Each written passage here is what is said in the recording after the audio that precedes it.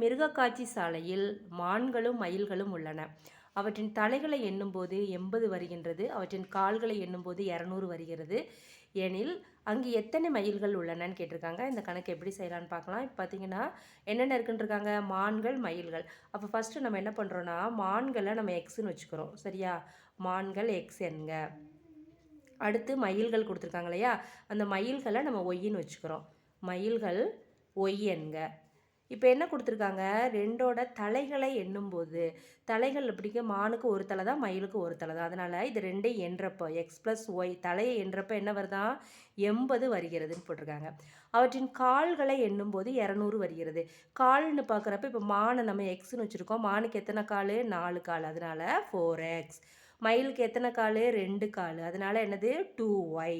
இது ஏன்னா எக்ஸுங்கிறது மானு, ஒய்ங்கிறது மயில். இதை கூட்டுறப்ப நமக்கு என்ன வருதான், 200 வருதான். சரியா, இதை வந்து ஈக்குவேஷன் ஃபஸ்ட்டுன்னு வச்சுக்கோங்க, இது ஈக்குவேஷன் செகண்டுன்னு வச்சுக்கணும். சரியா, இந்த மாதிரி ஈக்குவேஷன் ஃபார்ம் பண்ணிக்கிட்டோன்னா நம்ம என்ன பண்ணிடலாம், மான்கள் எத்தனை மயில்கள் எத்தனைன்னு கண்டுபிடிச்சிடலாம்.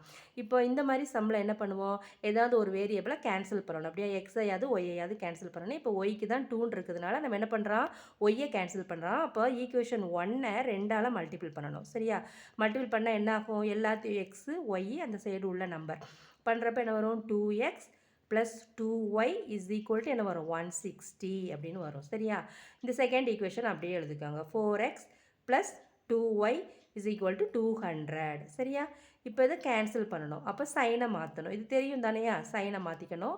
மாற்றினோன்னா என்ன ஆகும், +2yயும் -2yயும் கேன்சல் ஆயிரும்.